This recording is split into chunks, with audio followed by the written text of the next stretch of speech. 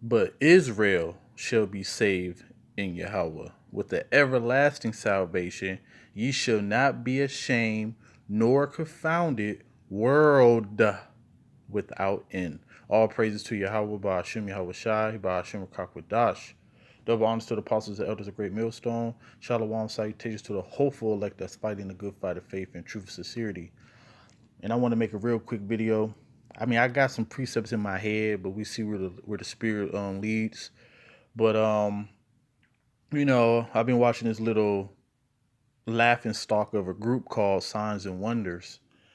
And they keep trying to fit the heathens in there. They trying to fit themselves up in there, man. I get it. I get it. Listen, you know, um, they like to use the John 3:16. They like to use the Jew or Greek is, nor Jew nor Greek, what I'm saying? Things like that. They like to use basically the law is done away with. And even though they don't even know that they're doing it because they're not deep, but if the law was done away with, heathens could sneak up in there. They don't even know that. They just using, the law done away with, you know, and but that's on another topic, but I'm talking about Israel right now. But going back to the law done away with too, got to sneak that in there in this video. Um if the law was done away with, then heathens would be able to sneak up in there because in the law, the Most High always dealt with the Israelites. We the only ones that received the law. And in the law, we was enslaving heathens. We was punishing heathens.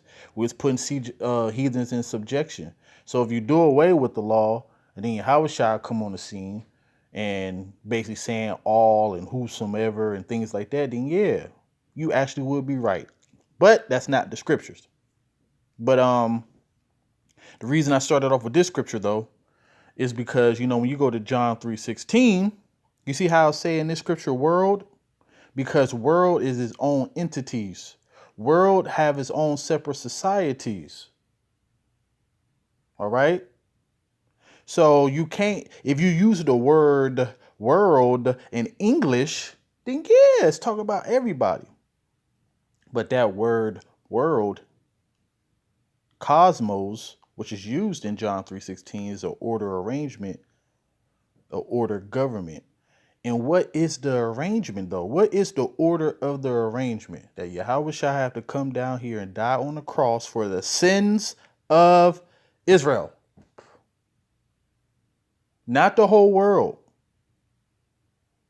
Then matter of fact, I'm gonna just get the scriptures, man. So, but Israel shall be saved in the Lord with the everlasting salvation. You shall not be ashamed nor confounded, world without end. Right?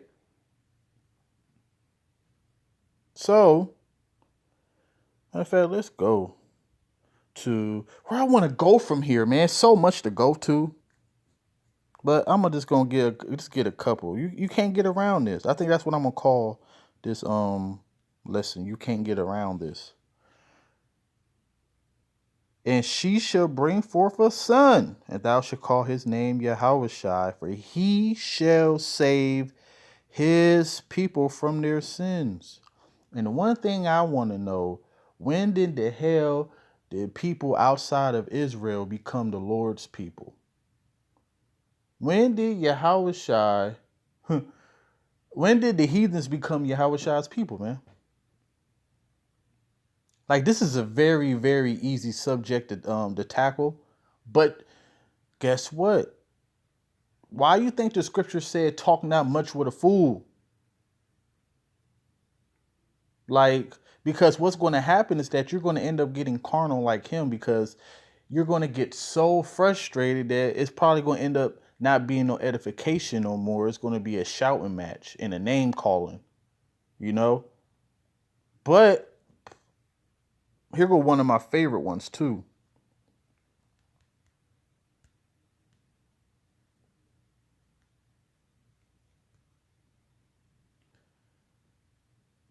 Truly in vain is salvation hoped for from the hills and from the multitude of mountains. Truly in the Lord our God is the salvation of Israel. Now, this is actually talking about idols, because we used to put our idols on hills and mountains and actually worship. But in a deeper spiritual note too, because hills and mountains are symbolized as governments, which to have a government, you got to have a nation of people. So you got small nations and big nations. So basically saying that truly in vain salvation is hoped for from the hills and from the mountain to the mountains, if you want to do it that way too.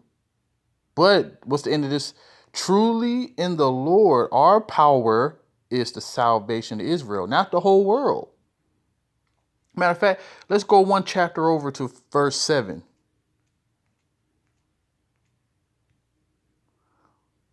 The lion is come up from his thicket. Who is the lion? Yahushua, the Lion of Judah, and the destroyer of the Gentiles. Wait a minute. The New Testament talk about how the Gentiles could come in. So that's contradicting itself. But guess what a person would say that's a Christian or a heathen that's a Christian? Oh, the Old Testament done away with. No, because this prophecy haven't even came to pass yet. So the Lion of Judah, who is Yahushua, he about to come up from his thicket, and the destroyer of the Gentiles is on his way. He has gone forth from his place, that's from the right hand of the Father, to make thy land desolate. Okay, talk about Babylon the Great, where we at right now. And thy city shall be laid waste without an inhabitant. So just from right here to let you know that it's two different Gentiles. You got the heathen Gentiles, then you got the Israelites that's in a heathen state of mind who practice the customs of the heathens. This really is my favorite scripture when it concerns the Gentiles. But that's a big ass contradiction if the Lord coming back, the destroyer of the Gentiles, but Gentiles can be saved. That don't make sense. So anyway, so remember we started off with I just want to show you that how Israel is a world of itself. As it's saying, but Israel shall be saved in the Lord with the everlasting salvation. You shall not be ashamed nor confound the world without end. So let's see if there's many worlds, because there are.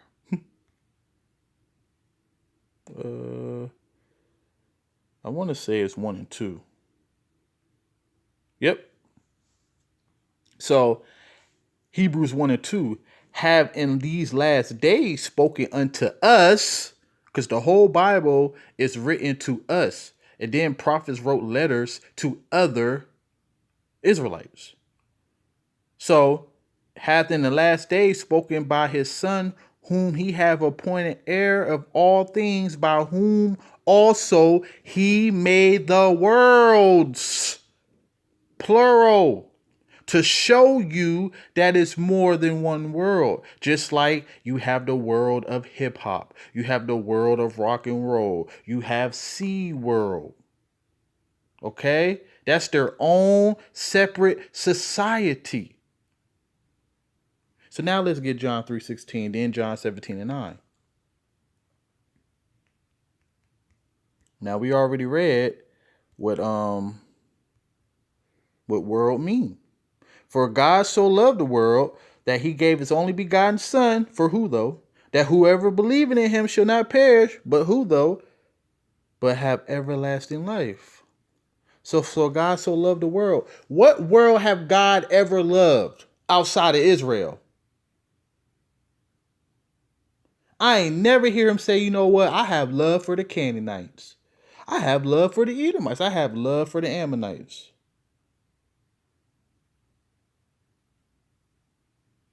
So let's go there to 17 and 9.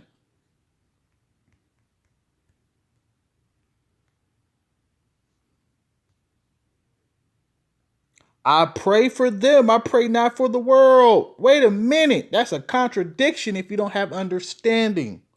Number one, that world's still talking about Israel. So look, this scripture right here letting you know that the Most High is only talking about the elect.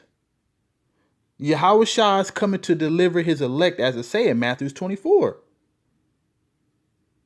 That is going to be, the day is going to be shortened for the elect's sake, not for the world's sake.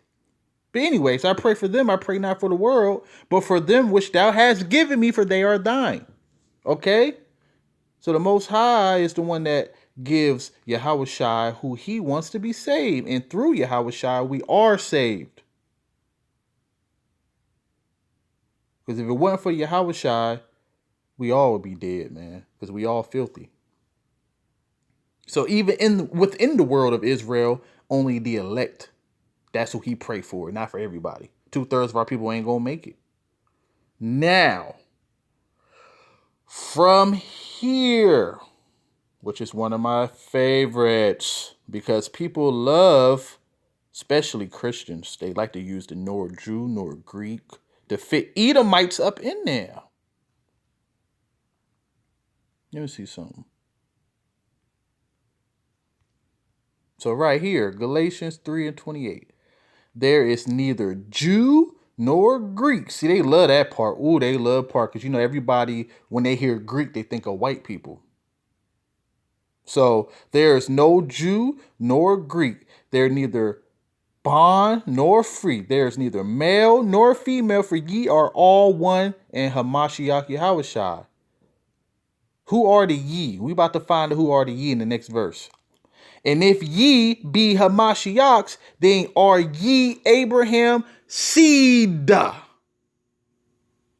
Didn't Abraham have a son with Hagar, the Egyptian, which was Ishmael, which are Arabs today?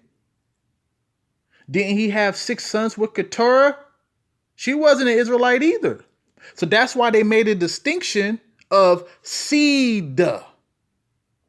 Because Abraham had seeds, but seed, which was Isaac. Then Isaac begot Jacob, and then Jacob begot the 12 tribes of Israel. Okay? This is one of the main scriptures that Christians use. How can you become Abraham's seed if you're not an Israelite? Seed is what dictates a nationality. All right? And only the men got the seed. Now from here, another drop the mic in the same chapter. Now to Abraham and his seed were the promises made. He said not, and to seeds. Okay, so he said not to the seeds as of many, but as of one, into thy seed, which is Hamashiach. Which right there, that's a deep scripture right there. That's actually talking about how Isaac was Yahushua. Because when you go to Matthew 1:1, which is his genealogy,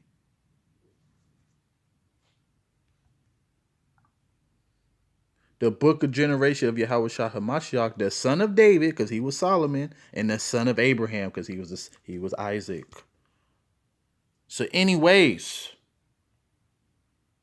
and guess what? Out of Isaac came Jacob and then the 12 tribes of Israel. So anyways, man, y'all can't handle the truth. You continue to try to argue by butchering scriptures and it ain't going to work. All right? So hopefully this video is edifying and shalom.